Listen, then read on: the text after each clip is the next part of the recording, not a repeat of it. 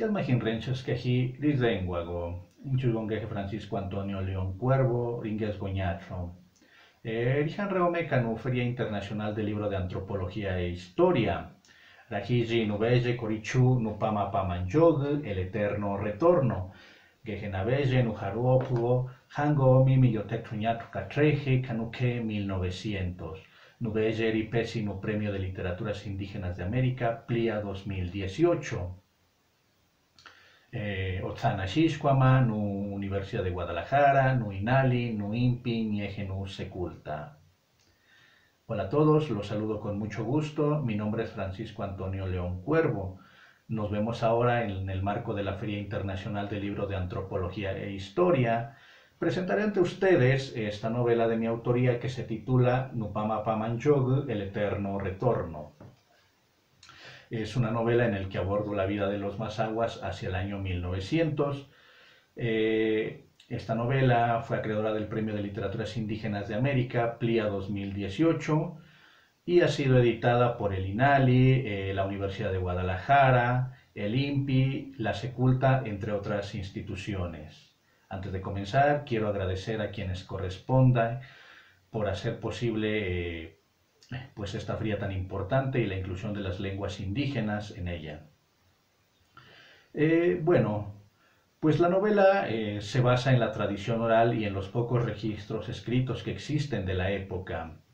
Es una novela que está escrita tanto en español como en mazahua, una novela que se puede considerar breve. Y bueno, se basa en 3 hechos reales y 3 hechos de la tradición oral, o 3 mitos de la tradición oral mazahua.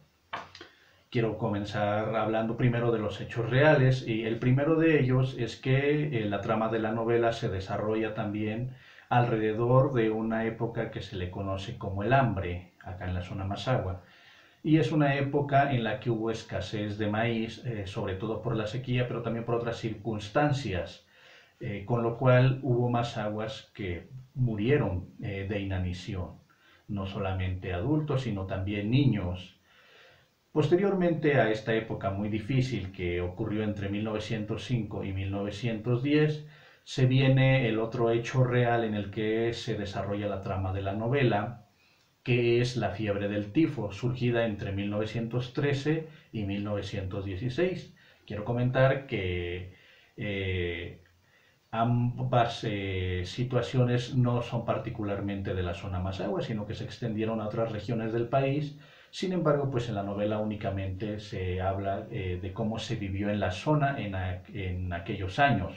En esta fiebre del tifo, pues fue quizá el periodo más complicado que han vivido los mazahuas en los últimos, los últimos 2 siglos, ya que venían saliendo de esta época de escasez de alimento e inmediatamente surge la fiebre del tifo, con lo cual sí hubo muchos mazahuas y mestizos que murieron. Los datos escritos y los hechos que de ella se recuerdan de esta época, pues bueno, sugieren por lo menos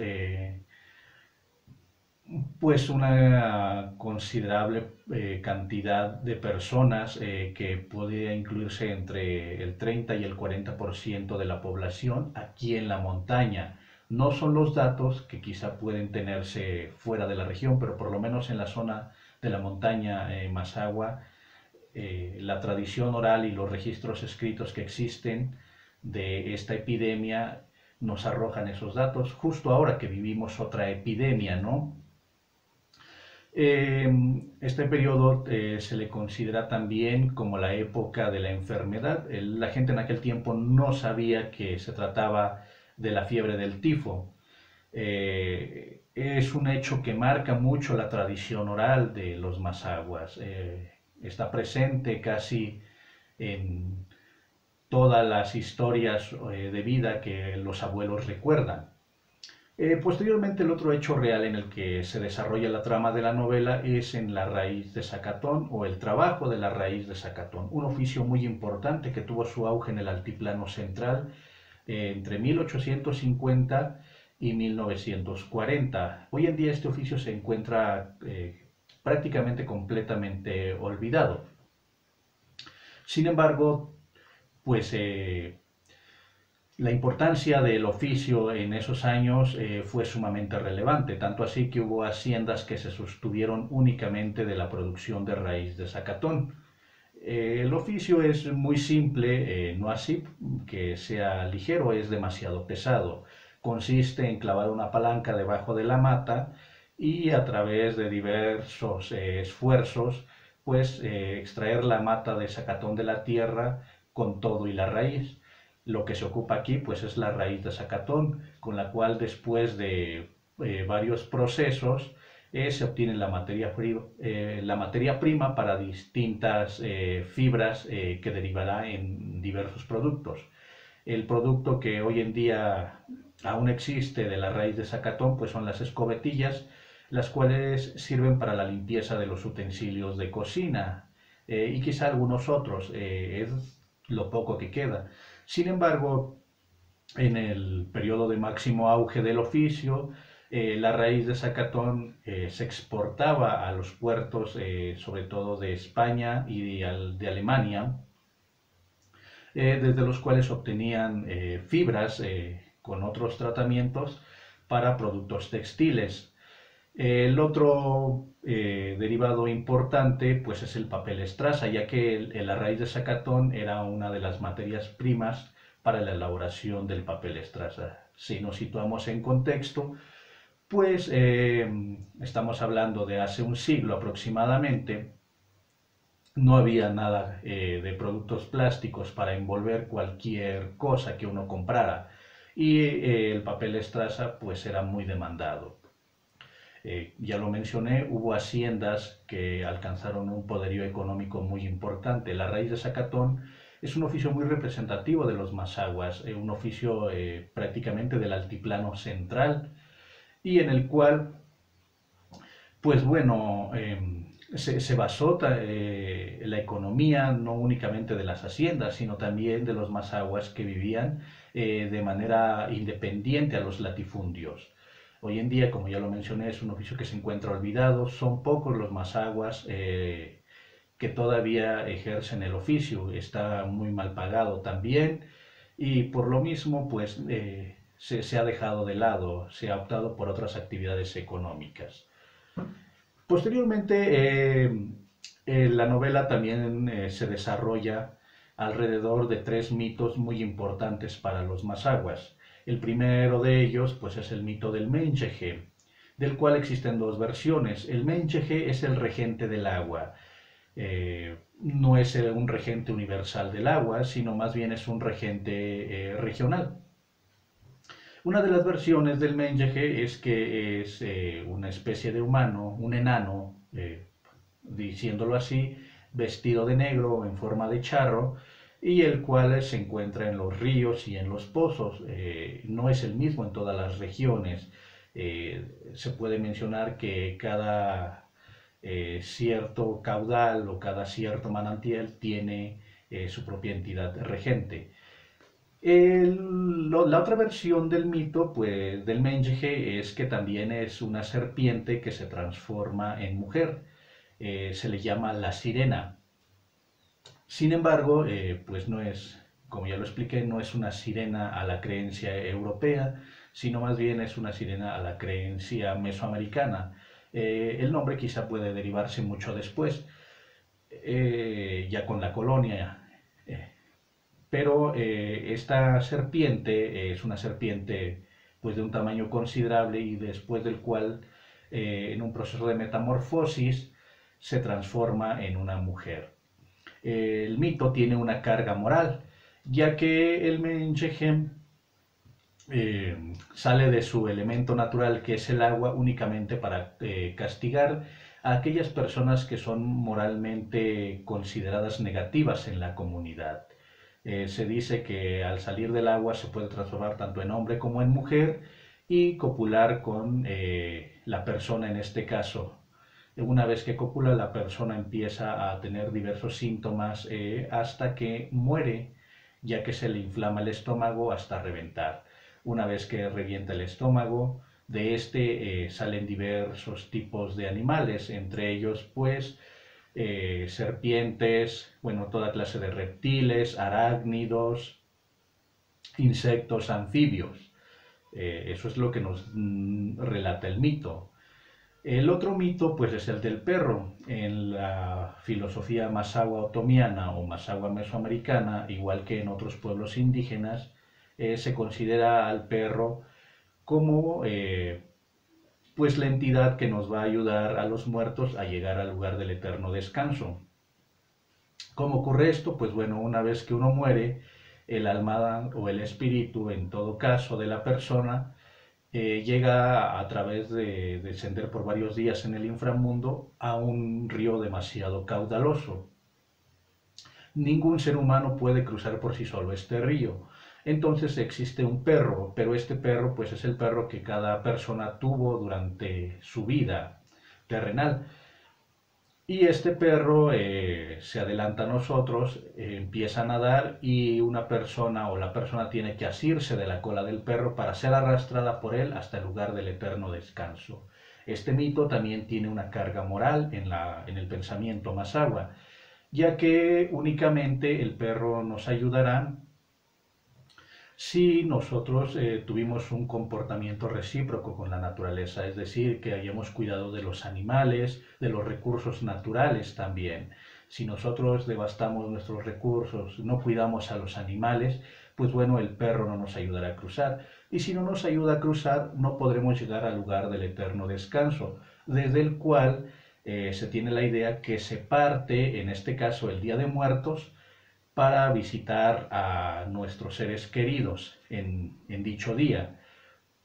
Si no se logra cruzar a ese lugar del eterno descanso, a ese último nivel del inframundo, pues bueno, el muerto o el espíritu jamás podrá regresar a este plano existencial en ninguna de las formas, y por lo tanto pues se quedará deambulando en el inframundo sin poder pasar a uno a otro, es decir, sin trascender.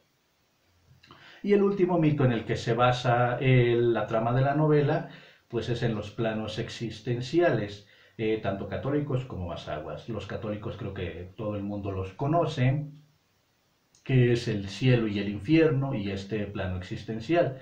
En el caso de la filosofía masagua otomiana, pues los planos existenciales son distintos. Primero está el supramundo, que es el lugar de los dioses y al cual de ninguna manera pueden acceder los seres mortales. No existe como en la mitología un semidios o alguien que ascienda a ese nivel del supramundo.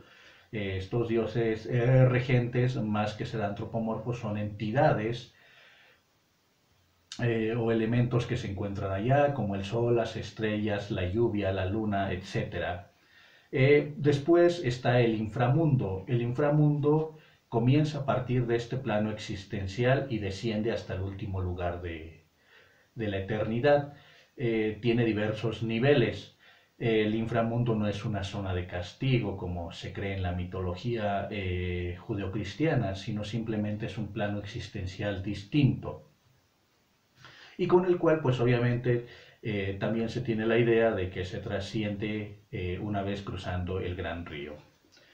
De manera general, pues eso es en lo que trata la novela. El personaje principal es Shuba, un raicero de oficio que un buen día logra extraer más raíz de zacatón de lo acostumbrado y bueno, a partir de ahí le empiezan una serie de eventos poco comunes que desencadenan en una tragicomedia, que prácticamente es como se ha descrito la novela. Es muy importante la trascendencia de esta novela con el Premio de Literaturas Indígenas de América, ya que a partir de este premio, pues bueno, se conoce un poco de la historia de los mazaguas, desde la propia voz de los mazaguas, más allá de los registros escritos que existen de ella. Para finalizar, pues voy a hacer una lectura del primer capítulo en mazagua y posteriormente en español. Espero que sea de su agrado.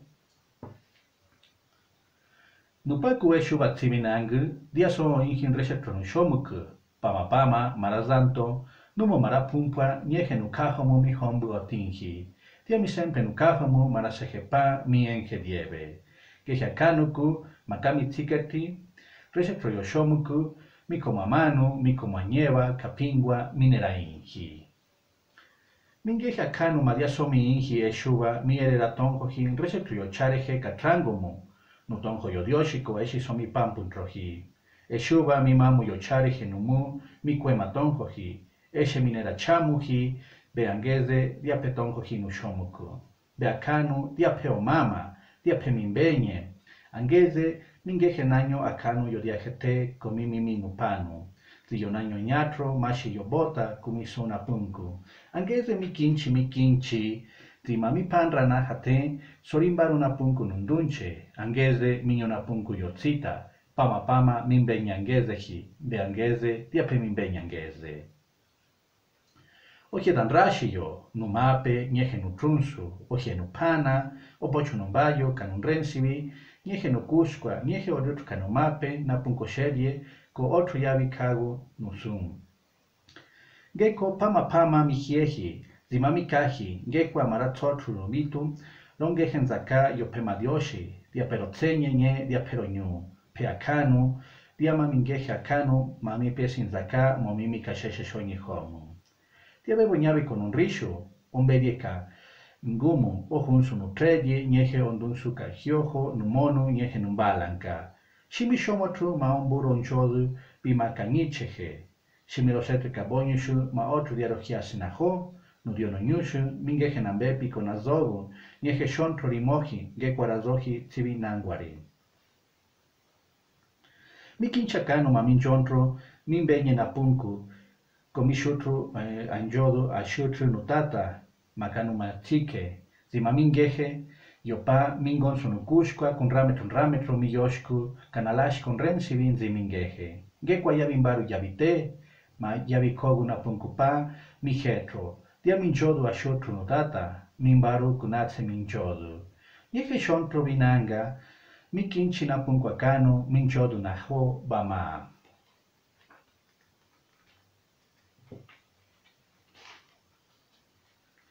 Shuba se levantó muy temprano esa mañana, no pudo conciliar el sueño en toda la noche. Eso le ocurre durante el verano desde hace varios años, cuando el tiempo favorece el vapor y la humedad para fastidiarle el sueño. No soporta el olor a tierra mojada que emana después de cada tormenta. Desde la infancia pasa las noches de lluvia dando vueltas sobre el petate a regañadientes tratando de dormir.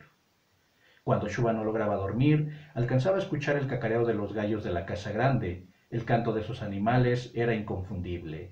Su fino alarido los diferenciaba del resto de los gallos criollos. Shuba pensaba que los gallos del patrón siempre cantaban con ira, con ganas de pelear, pero tampoco cantaron esa noche. No le dio importancia a tanto silencio, nunca fue supersticioso, no creía en el destino y menos en que alguien o algo pudieran predecirlo. Era bastante pragmático para su tiempo. A diferencia del resto de los mazahuas o mestizos que vivían atemorizados por una infinidad de supersticiones, él solía pensar que si uno es bastante cuidadoso, puede controlar mucho de lo que le pueda ocurrir en su vida. Siempre respetó a los dioses. De vez en cuando se acordaba de ellos, aunque ellos nunca se acordaban de él. Se puso su gabán, el morral, el sombrero, se acomodó la camisa, encajó su pañuelo entre la cintura y el pantalón y metió en el morral un puño de tortillas que su esposa se había apresurado a coser un poco antes.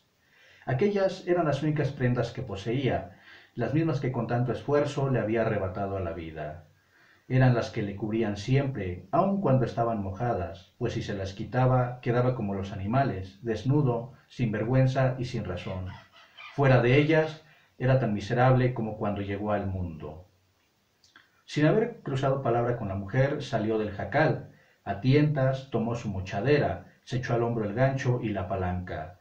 Todavía estaba oscuro cuando comenzó a caminar rumbo a la cima de la montaña. Debía llegar al Zacatonal antes de que comenzara a aclarecer. La raíz de Zacatón se trabaja desde muy temprano. Es una tarea pesada y para avanzarle se debe madrugar.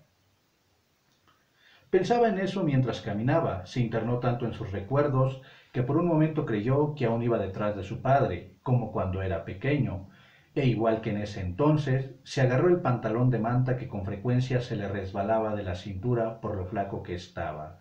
Notó así que ya había crecido, que desde hacía mucho el pantalón le quedaba a la medida, también que delante de él ya no caminaba su padre, caminaba completamente solo.